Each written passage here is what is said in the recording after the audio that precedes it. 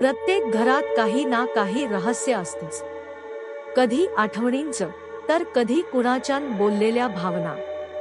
ही गोष्ट आहे अशाच एका घराची, जिथं एका जुन्या कपाटात एक काळजाला भिडणारी गोष्ट लपलेली होती. चला तर मग आपण या गोष्टीला सुरुवात करूया. आजच्या सुट्टीमध्ये आपल्या आजीच्या गावी जायला निघाली. तेच आजीच्या गावाला पोचता पोचता तिला रात्र झाली. आजी तिची वाट बघत होती. आजीचं घर जुनं पण शांत आणि मायेचं घर होतं. घराच्या एका कोपऱ्यात एक जुनी मोठी कपाट होती, जिच्यावर मोठं कुलूप होतं. आजच्या आजीला विचारतात, आजी, ही कपाट एवढी का बंद आहे? आजी म्हणाल्या, काही गोष्टी उघडायच्या नसतात ग. पण आचलच्या मनात प्रश्नांचा गुंता सुरू झाला. मग आचल आणि आजी झोपायला गेले.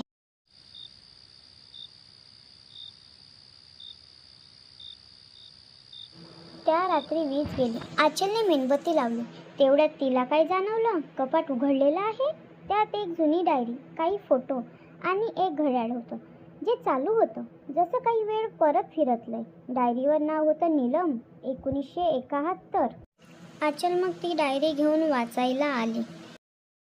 डायरी वाचताना आचलला कळलं, नीलम नावाच्या मुलीची गोष्ट आहे. ती खूप स्वप्न पाहायची, पण परिस्थितीनं तिला थांबवलं.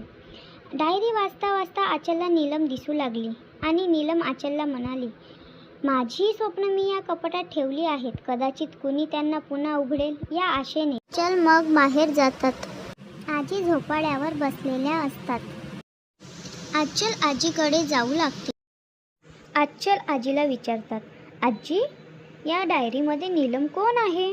आजी हळू आवाजात म्हणाल्या, नीलम माझी बहीण होती, तुझी नानी बुवा. खूप इच्छा होत्या तिच्या, पण तिला सगळं बाजूला ठेवावं लागलं. तू तिच्यासारखी होऊ नको ग. आचल आजीला म्हणाली, आजी, डायरी बंद केली पण कपाट उघडच ठेवलं. मी तिची स्वप्न पूर्ण करीन आणि माझीही. ते कपाट आता भीतीदायक नाही, प्रेरणादायक होते. आचलच्या सुट्ट्या संपल्या. आता ती आजीचा निरोप घेऊन गावाला परतली. सांगा तर मग या गोष्टीमधून काय तात्पर्य मिळालंय?